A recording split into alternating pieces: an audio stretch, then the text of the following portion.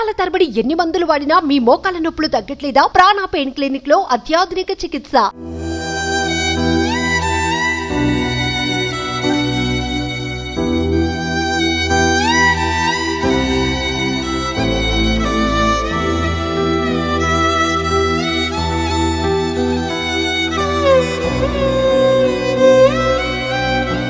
నమస్తే, నేను విజయ్. ఖమ్మం నగరంలో ఉన్నటువంటి కొన్ని దృశ్యాలు, అంటే మున్నేరు వాగు ముంచెత్తిన ఇళ్లలో పరిస్థితులు ఎలా ఉన్నాయో ఒకసారి మీకు కళ్ళకు కట్టినట్టు చూపించే ప్రయత్నం చేస్తాను. ప్రజెంట్ నేను మున్నేరు వాగు పరిసర ప్రాంతాల్లో ఉన్నటువంటి బొక్కలగడ్డ ప్రాంతంలో ఉన్నాను. ఒక్కసారి మనం చూడొచ్చు, ఆ తీగల మీద మనకు అక్కడ ఆ వాటర్ ఫ్లో దాదాపుగా ఆ హైట్ వరకు వెళ్ళింది. అక్కడ వస్తువులన్నీ కూడా ఇరుక్కుపోయి ఉన్నాయి. అంటే దాదాపుగా ఇల్లు మొత్తం పూర్తిగా మునిగిపోయినటువంటి పరిస్థితి. ఇంటి లోపల ఎలాంటి సిచ్యువేషన్ ఉంది, అసలు ఏ వస్తువు అన్నా పనికొస్తుందా లేదా కూడా మీకు లైవ్లో చూపించే ప్రయత్నం చేస్తాను. రండి. ఇప్పుడే కొద్దిసేపటి కిందటే శుభ్రం చేసుకుంటున్నారు బురదనంతా కూడా. ఒకసారి మన ఇంటి లోపల ఉన్న సిచ్యువేషన్ని మీకు వివరించే ప్రయత్నం చేస్తాను. ఎస్, ముందుగా మనం చూడొచ్చు, పిల్లలు చదువు కోసం ఉపయోగించేటువంటి పుస్తకాలు ఏ విధంగా డ్యామేజ్ అయ్యో చూడొచ్చు. అంటే పిల్లలు ఎంతో జాగ్రత్తగా వాటికి అట్టలు వేసుకుంటూ, కవర్లు వేసుకుంటూ, స్టిక్కర్స్, లేబుల్స్ అంటించుకొని ఆ పిల్లలంతా కూడా ఈ విధంగా స్కూల్ని ఎంతో జాగ్రత్తగా సంవత్సరం పొడవునా ఈ బుక్స్ని యూజ్ చేస్తారు. వీరు చదువుకున్నటువంటి బుక్స్ అంతా కూడా పూర్తిగా డ్యామేజ్ అయిపోయి అసలు తిరిగి ఉపయోగపడినటువంటి పరిస్థితి ఇక్కడ కనిపిస్తుంది. చూడండి, ఏ ఒక్క వస్తువు కూడా పనికిరానటువంటి సిచ్యువేషన్ మనం చూడొచ్చు. ఈ పిల్లలకి వీరి చదువు ఏ విధంగా కొనసాగుతుంది, తిరిగి వీరి జీవితాలు ఎలా స్టార్ట్ అవుతాయి కూడా మనం ఊహించలేనటువంటి పరిస్థితి. అదేవిధంగా ఇంటి బయట మరొక దృశ్యాలు, అంటే గుర్తుగా జ్ఞాపకార్థంగా ఈ కుటుంబాలకి ఏవీ మిగలలేదు అన్నదానికి మరొక ఉదాహరణ వీరి ఆల్బమ్. ఎంతో జాగ్రత్తగా కుటుంబాలు ఇలా ఫోటో ఆల్బమ్ని పెట్టుకుంటారు. చిన్నప్పటి నుంచి కొన్ని సంవత్సరాల పాటు ఈ ఆల్బమ్ ఉంటుంది. తరతరాలు కూడా, అంటే మిగిలినటువంటి వారికి మనవాళ్ళు కావచ్చు, బిడ్డలు కావచ్చు, ఆ తర్వాత తరాల వారందరికీ కూడా ఇలాంటి జ్ఞాపకాలే మిగులుతాయి. ఇలాంటి ఫోటోలే వారందరికీ కూడా చిన్ననాటి వయసులో ఉన్నటువంటి పిల్లల ఫోటోలు కావచ్చు, పెద్దవారి ఫోటోలు కావచ్చు, ఫంక్షన్ ఫొటోస్ కావచ్చు, అలా ప్రతి ఇంటిలో కూడా ఫ్యామిలీ ఆల్బమ్, ఫోటో ఆల్బమ్ని డబ్బు కంటే కూడా, బంగారం కంటే కూడా ఎంతో వాల్యూగా చూసుకుంటారు. కానీ ఇలాంటి మెమరీస్ అన్నీ కూడా పూర్తిగా చెదిరిపోయాయి. చూడొచ్చు ఎంత దారుణం. పాప ఫోటో చూడండి. ఇలాంటి ఫొటోస్ దాదాపుగా అనేక వస్తువులంతా మొత్తం బురద, ఎక్కడ చూసినా కూడా పనికిరాని విధంగా, ఉపయోగపడని విధంగా మొత్తం ఉన్నటువంటి పరిస్థితి. ఎస్, చూడండి, ఐడి కార్డు. చిన్న పాప స్కూల్కి వెళ్ళేటువంటి ఐడి కార్డు మెడలో వేసుకొని ఆ చిన్నారి బిడ్డలు ఈ విధంగా ఐడి కార్డుని తీసుకొని స్కూల్కి వెళ్తుంటే ఎంతో ఇష్టంగా వారి స్కూల్కి సంబంధించినటువంటి ప్రతి వస్తువుని పిల్లలు జాగ్రత్తగా తీసుకుంటారు. ఎవరైనా వాటిని కాస్తంత డిస్టర్బ్ చేసినా కూడా వాళ్ళు ఏడుస్తూ ఎంతో ఇబ్బంది పడుతూ ఆ వస్తువుల కోసం మారం చేస్తుంటారు. కానీ ఇక్కడ చూడొచ్చు, you Kavya 8th class student, ID number, ID card. So పిల్లలకు సంబంధించిన పాప స్కూల్ కూడా గవర్నమెంట్ హై స్కూల్లో చదువుతుంది. Mayabazar Khammam student ID card. ఇలాంటి దృశ్యాలు ఒక చిన్న ఉదాహరణ. అలాగే దేవుడికి సంబంధించి కూడా ప్రతి ఒక్కరు కూడా, దేవుడా నువ్వే మమ్మల్ని కాపాడాలి, ఏ కష్టం వచ్చినా కూడా మాకు దేవుడు అండగా ఉంటాడు, దేవుడే మమ్మల్ని అన్ని విధాలా కాపాడుతారంటూ కూడా ప్రతి ఒక్కరు కూడా వారి ఇష్టదైవాలని పూజిస్తుంటారు. ఇక్కడ ఒక దృశ్యం చూడొచ్చు, మనం ముడుపు కట్టుకొని అందులో డబ్బుల్ని, రోజువారీ డబ్బుల్ని దాచిపెట్టుకొని దేవుడికి మొక్కులు చెల్లించడానికి ఇలా ముడుపులు కట్టుకున్నారు. ఇక్కడ ఏ వస్తువు మిగలేదు. చూడొచ్చు, ప్రతి వస్తువు, అంటే ఆ ఇంటికి సంబంధించినటువంటి లెక్కలకు సంబంధించిన పుస్తకాలు కావచ్చు, పిల్లలకు. ఎస్, ఇక్కడ రండి, మరొక దృశ్యం. మనకి ఎవరు కూడా ఒక రూపాయిని కూడా చేతులారా వదులుకోరు. చూడండి, ఇక్కడ డబ్బులు కనిపిస్తున్నాయి, చూసారమ్మా? ఇదోండి, చూడండి డబ్బులు ఏ విధంగా, అంటే వీరు కనీసం వాటిని చూసుకునేటువంటి పరిస్థితుల్లో కూడా లేరు. మొత్తం తడిచిపోయాయి ఇదే విధంగా, ఎక్కడా లేవు. చూడండి, ఇదే విధంగా చూడండి. అమ్మా, ఏంటమ్మా మీరు ఏం చేయాలి అసలు? హుండీ ఇది దేనికోసం? ముడుపు అది దేవుడికి అండి, వెంకటేశ్వర స్వామి పెట్టాము ముడుపు. వెంకటేశ్వర స్వామికి. ఎక్కడ, ఏ గుడికి వెళ్ళి మొక్కు చెల్లించుకోవాలని? తిరుపతి. మేము తిరుమలకి వెళ్ళాలని. సో ఈ డబ్బులంతా హుండీలోకి సంబంధించిననా?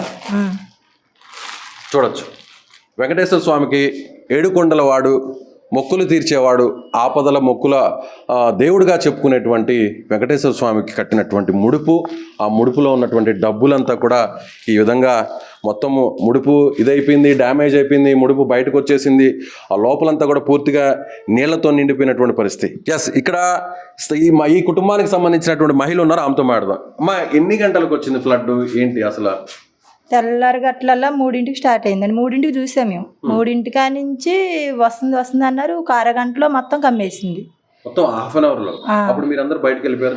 ఇక బయటకు వెళ్ళిపోయాం. అసలు ఉండనే లేదు. పోలీసులు అప్పుడు చెప్తూనే ఉన్నారు, ఖాళీ చేయండి, పైన ఏ కట్టలు తగినాయి ఖాళీ చేసేయండి అని అన్నారు. అంటే మేము ఖాళీ చేసి స్కూల్లో ఉన్నాం. మీ వారు ఏం చేస్తుంటారు? ఉల్లిగడ్డలు అమ్ముతాం. ఉల్లిగడ్డలు అమ్ముతుంటారు. మీ పిల్లలు? మా పిల్లలు చదువుకుంటారు. ఎంతమంది పిల్లలు ఉన్నారు? ముగ్గురు చదువుకుంటారు. ఏ క్లాస్ చదువుతున్నారు? పెద్ద అబ్బాయి 10వ క్లాసు, చిన్న అమ్మాయి 8, ఆ చిన్న అమ్మాయి 6. వీరందరూ ఎక్కడ ఉన్నారు ఇప్పుడు? స్కూల్ అక్కడ కాలేజీలో ఉంచి వచ్చామండి. హ్యాబిటేషన్ సెంటర్ లో ఉన్నారు అక్కడ, పునరావాస కేంద్రం.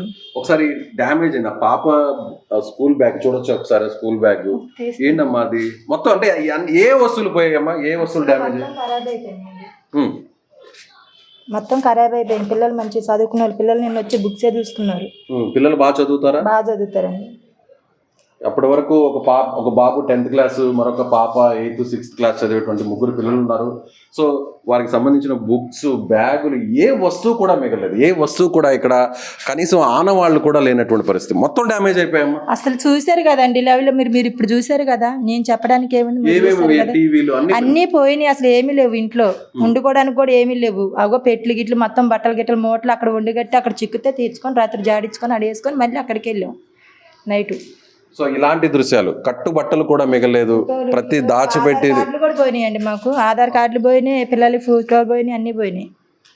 అంటే ఒక అడ్రస్ లేకుండా రోడ్డు మీద పడతారు అని అంటే ఒక చిన్న ఉదాహరణ చాలా మంది చెప్తుంటారు కదా. ఇలా చాలా కుటుంబాలు, వేల కుటుంబాలు రోడ్డును పడ్డాయి. కనీసం అడ్రస్ కూడా లేకుండా రోడ్డును పడ్డారు అని మనం అంటుంటాం. అలాంటి మాటకు ఒక ఉదాహరణ ఏంటంటే కనీసం ఆధార్ కార్డులు లేవు, ప్రభుత్వానికి సంబంధించినటువంటి ధృవీకరణ పత్రాలు ఏం లేవు, పిల్లలకు సంబంధించినటువంటి సర్టిఫికేట్స్ లేవు. ప్రతి ఒక్కటి కూడా పూర్తిగా కొట్టుకుపోయాయి. అంటే రేపటి నుంచి వీరి జీవితాలు తిరిగి ఎలా కొనసాగించాలి, ఎలా ప్రారంభించారు కూడా అర్థం కానటువంటి పరిస్థితి. రోడ్డును పడ్డటువంటి ప్రతి కుటుంబం కూడా నిరుపేద కుటుంబం. పైసా కూడబెట్టుకొని ప్రతి వస్తువుని కొనుక్కునేటువంటి కుటుంబాలు ఇవి. ఇక్కడ చూడొచ్చు, ఎంతో డబ్బులు జాగ్రత్త చేసుకొని కూడబెట్టుకొని కొనుక్కున్నటువంటి వస్తువులు, కూలర్స్ కావచ్చు, ఫ్యాన్లు కావచ్చు, సైకిల్స్, పిల్లలు ఆడుకునేటువంటి వస్తువులు కావచ్చు, ఇవన్నీ కూడా పూర్తిగా కొలాప్స్ అయిపోయాయి. ఇలా చిన్నపిల్లలు ఇక్కడ కేవలం వారికి చూడొచ్చు, ఇక్కడ ప్రభుత్వం ఇచ్చినటువంటి ఫుడ్ ప్యాకెట్స్ మాత్రమే ఇక్కడ వీరికి ఉంటున్నాయి. ఇక్కడ చిన్నపిల్లలందరికీ కూడా కనీసం కట్టుబట్టలు కూడా లేవని చెప్తున్నారు. ఇక్కడ ఆల్రెడీ ఇదిగోండి ఒక చిన్న పాపకి ఫుడ్ పెడుతున్నారు. ఏంటమ్మా ఈ ఫుడ్ ఎక్కడ మీరు తయారు చేసుకున్నారా? గవర్నమెంట్ ఇచ్చింది. ఎప్పుడు ఎన్ని రోజుల నుంచి అమ్మా ఈ విధంగా మొత్తం నీళ్ళలో మునిగిపోయి? మొత్తం శనివారం నైట్ నుంచి వచ్చిందండి వేరు. అసలుగా కట్టు బట్టలతో వెళ్ళిపోయాము. అన్నీ కొట్టబోయినాయి, ఏమీ లేవు. ఇల్లు పగిలిపోయింది, రేకులన్నీ పగిలిపోయినాయి. అందరికి కొద్దిగా అట్లా ఉన్నాం. అదైతే శాంతం మునిగిపోయింది చూడండి. అసలుగా పిల్లలైతే ఎట్లా ఏడుస్తున్నారు. అమ్మ ఇల్లు అంటే ఇల్లు లేదు, ఏమీ లేదు. పిల్లల్ని వేసుకొని రోడ్డును పడ్డం, పసిబిడ్డలను వేసుకొని. పిల్లలైతే ఆకలికి ఒకటే ఏడుపులు. నైట్ పూట పడుకోవట్లే, చేయట్లేదు, ఒకటే ఏడుస్తున్నారు. పిల్లల్ని పట్టుకొని రోడ్ల మీద ఎట్లుండాలో అర్థం కావట్లేదు. ఏం చేస్తుంటారమ్మా మీ వారు?